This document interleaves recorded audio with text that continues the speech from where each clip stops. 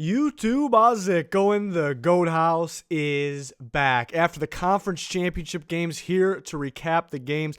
Honestly, a little disappointed in both the games. I thought they'd be much closer. I know the first game was a little closer at times, but honestly, just as a football fan this weekend with my favorite team out, was just really looking forward to really good games. And honestly, we didn't get that. But I got some good takeaways.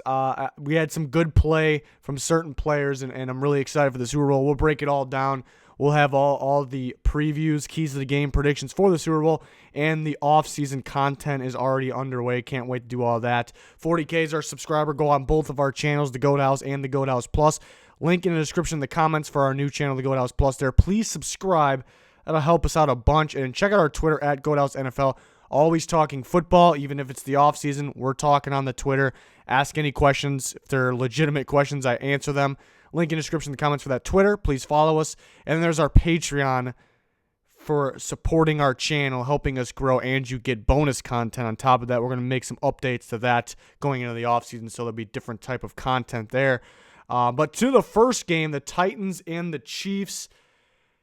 Yeah, I mean, the start for the Titans was pretty great in this game. I mean, well, first off, I thought the Chiefs would, winning the coin toss. I figured they want to start with the ball, so I was actually surprised they deferred. It actually worked out for them in the end, especially going in the second half.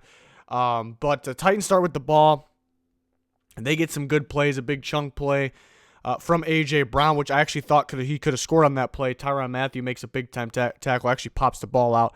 A.J. Brown gets the ball back, obviously, but big-time tackle, form tackle by Tyrann Mathieu. I think that could have been 6, honestly, if he gets around Mathieu, which A.J. Brown's very good at doing so.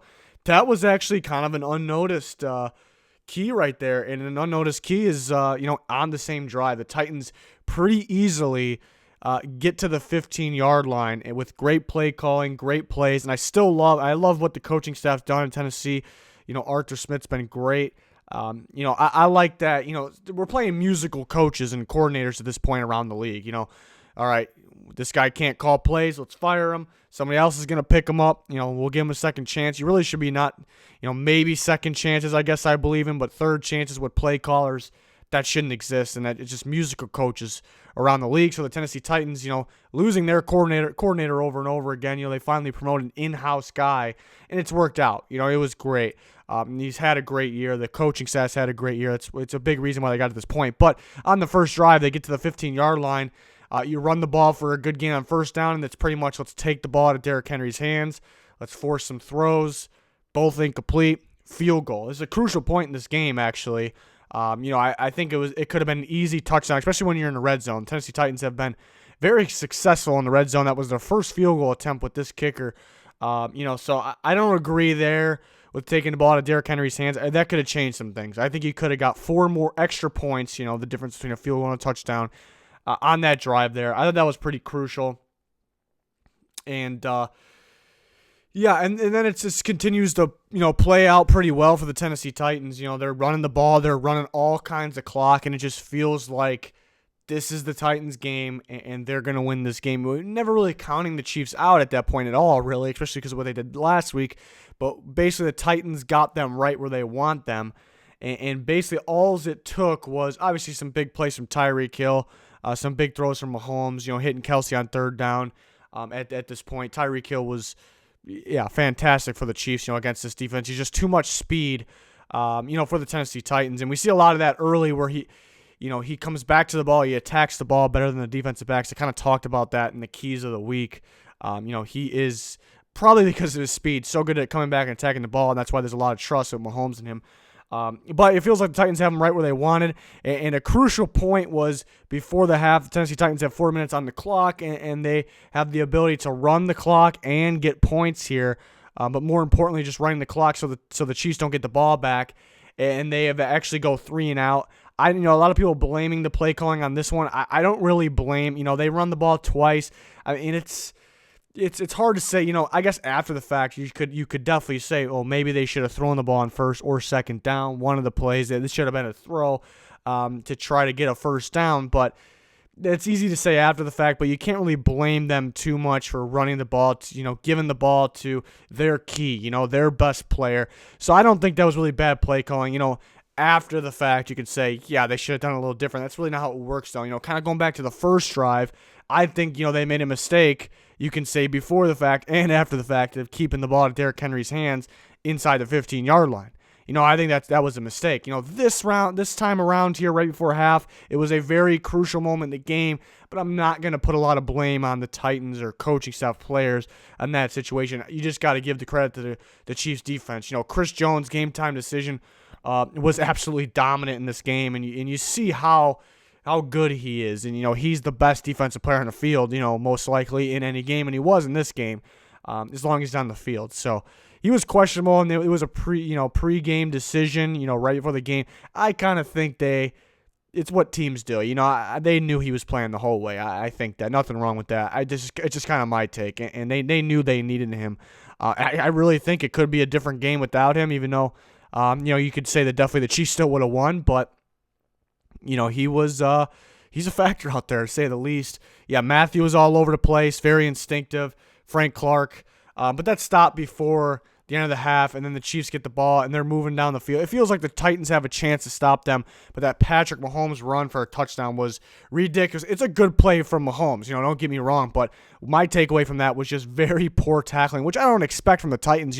They've shown elite play on defense against the Patriots and against the Ravens, and maybe they were out of gas. They just couldn't, I think a little bit out of gas, from, game planning containing Lamar Jackson, but I think mainly it's just impossible to game plan for the Chiefs because it's pretty much the opposite game plan as the Ravens. It's pretty much just outside containing Lamar Jackson. Don't let him get outside. And it's pretty much the opposite against the Chiefs. They're going to throw downfield. They like to hit Kelsey in the middle of the field on third downs, in the red zone. That's what they like to do. Would just not get beat deep. So that what that mean for the Chiefs, it was pretty easy that it was clear that the outside was going to be open. They had Mahomes able to escape outside. They had Damian Williams, good job using him outside. On the pitches, on the just passes on the outside there. And it was smart because the Titans didn't have a lot out there, and they did against the Ravens, but there was a reason for that. It's all about the game plan, and I do not disagree with the game plan from the Titans. Some people ripping them for rushing 3 a little more than they did, but either way, they weren't getting pressure. Great performance from the Chiefs offensive line. Great performance from Mahomes. But that touchdown run was some brutal tackling. Really bad. Like I was surprised. I still am surprised about the tackling attempts from that. So you should never let that guy score there. And that's kind of where it felt like, yeah, the Chiefs 100% had control. Titans weren't out of it, though. They actually got some stops, but the Chiefs eventually stopped them 2 more times, consecutive times. Chiefs defense stopped the Titans offense, that is. So that made it 3 times in a row, and that not enough credit goes to the Chiefs defense there. The offense made their plays. They got the points on the board. Mahomes made his big time plays. The defense stopped them 3 times straight, 1 to end the half to get you points pretty much, and then 2 more consecutive times because the Chiefs did get stopped here and there. Not much, and it feels like the Titans didn't get stopped much, but at the right times, the Chiefs clutched up, and that was pretty much the story of this game. The Titans defense a little disappointing, but it's the Chiefs offense. The Titans have, at the end of the day, people will base things off this game alone. A lot of people don't get the chance to watch Titans every week. That's fair. But the defense is good. They played a bad game. The defense is good, and that just kind of just shows how good the Chiefs offense is. And you kind of know what's coming, but you still really can't stop it. They figured out a way to stop Lamar Jackson. They could not figure out a way to stop Mahomes and his weapons and the offensive line, who had an elite performance. The Titans, we kind of knew that the Titans, their biggest need was, as long as they re-sign, their top free agents, that mean, Derrick Henry, Ryan Tannehill. We'll talk about Tannehill in a second too, but my thoughts on him and going forward maybe. But we knew as long as they signed like their important free agents that their biggest need was pass rush. But I didn't think it was that bad of a hole. It looked pretty bad in this game. There was just no pass rush whatsoever, and that was brutal. And we see, it's kind of been a fact for the last several years. The most important thing is quarterback play. Then I would say next is right there between pass rush and offensive line play. And that kind of all was proven in this game. The elite quarterback won, the much better pass rush. Even though the Chiefs pass rush isn't anything spectacular, it's very good, but the much, much, much better pass rush in this game, or I guess the lack of pass rush for the Titans. And then the offense, which Titans offense line I like, mainly run blocking. They could do a little better job pass blocking. But run blocking, they're outstanding. Roger Saffold might be, one of the better run blocking guards in football, which mainly what guards are there for. Taylor Lewan does a great job run blocking. Even Conklin, who struggles a little bit in pass protection. But the Chiefs' offense line was elite in this game. They're elite at the same time. Titans' pass rush was pretty poor in this game. I think Rashaan Evans kind of playing hurt. We saw he was questionable. That kind of hurt them a bit because he had a pretty big role in this game. He was kind of Mahomes' spy a lot of the time, and I think they would have blitzed him more, which I think they wanted to. And you can see him kind of gimping around. So that one hurt. Not that they would have won the game maybe if he was healthy, but that definitely hurt him because he was a key piece of this game plan, and that was kind of rough. Maybe they should have kept him out. It's kind of tough to say in that type of game, but he just did not look right, and he was a key. He was the most important player in the game plan for this defense. See him spying Mahomes a lot, and I think he wanted the blitz. I think they wanted him to blitz a little more than they did. But yeah, just the story of the game pretty much was the Chiefs' ability to make stops at the right time. You can make the same amount of stops, but if they're just at different times, it's a totally different game. They made stops at the right time. They scored at the right time. They didn't panic. The clock was running. They managed it all very well. It felt like they almost scripted all this, and they expected exactly what was going to happen when. That's kind of what it felt like, and that's kind of the credit. Credit goes to the coaching staff there. It felt like they expected every single thing that was going to happen, and they had it all in place. That's kind of what it felt like. But at the end of the day, I was tweeting about this a little bit. Games like that make me feel like if you don't have that elite quarterback, you're just not winning that game. It just feels like if you don't have the elite quarterback, you might as well try again. And I don't mean there's some people out there that they're not happy with Tannehill's play, as they shouldn't be happy about it, but not that it was really bad or anything. It just wasn't enough. But then there's people saying that they should just not sign him, move on, try to figure something out. That's not where I'm at on that. Who else you going to get is kind of my point. And I like Tannehill. First year kind of getting thrown in. He played very well. They can win games with him, and I'm not trying to say there's 0% chance they can get anywhere. My point is, if you don't have that Mahomes quarterback, you're going to have to, look what the Niners did. You're going to have elite in a lot of other spots, which the Titans can do. They've had very good drafts. They do a very good job building their team. But my point is, if you don't have that elite quarterback, it's very, very rare that you can win that Super Bowl, or not even elite, great quarterback. And my point is, you got to do your homework on the future quarterbacks. You find those great guys through the draft. And GMs always say that. Coaches, they always say it. We're always doing our homework on every player, and I'm sure they do. But a lot of these teams are they're trusting their quarterbacks too much. And I'm not really saying that Tannehill in this situation. I think they definitely should bring him back. But I think teams are just kind of eliminating quarterbacks from their board because they have a quarterback that they kind of like, and maybe like their potential. But I think teams always should be doing their homework. You're always out to find, no matter who you have, you should always be out to find that next quarterback, like Patrick Mahomes, even though it's rare. But that kind of goes back to the point. It's rare. When you come across them, you definitely have to take a shot because you may not have a shot ever again. It's literally at that point. So, it's just Mahomes happened in this game. A lot more went into it. Great coaching, great offensive line play. Playmakers made plays. Defense made stops when they needed to. But it just Mahomes was just too much. And back to the point, the Titans game was multiple things, but running back. Their running back kind of got them far.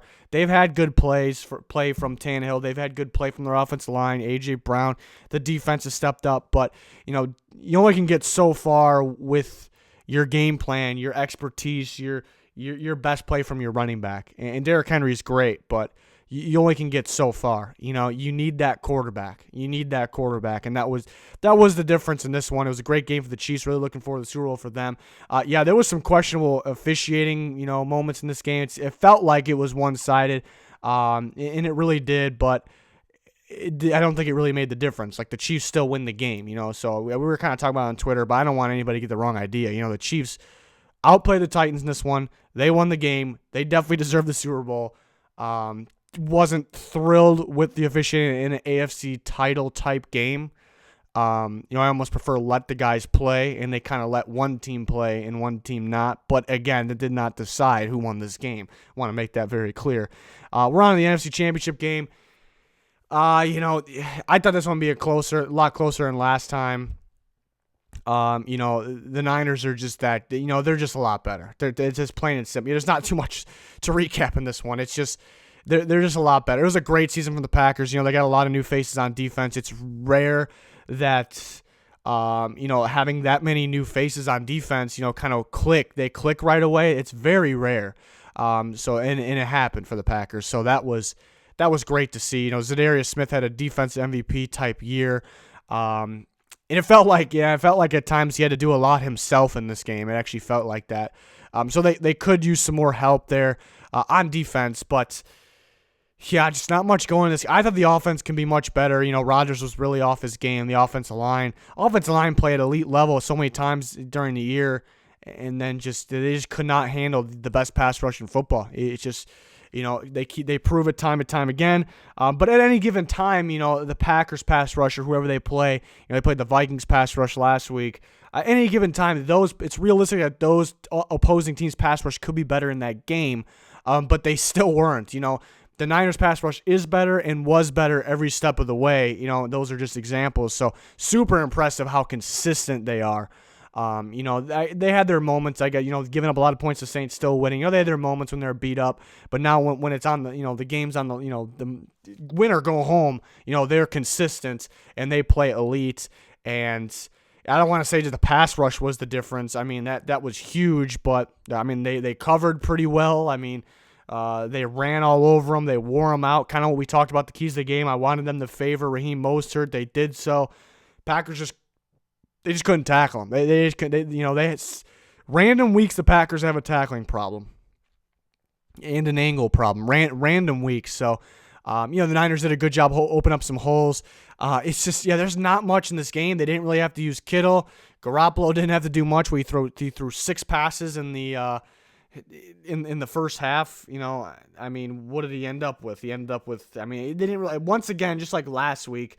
He didn't really. He threw 8 passes. I just had to look. He threw 8 passes, 6 for 8, 77 yards.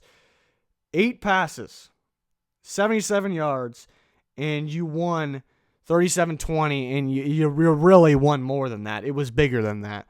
It's pretty ridiculous. It shows how good. It just shows how good the rest of the team is. It shows how good the coaching staff is, the system is. It shows how good. And it kind of was like last week.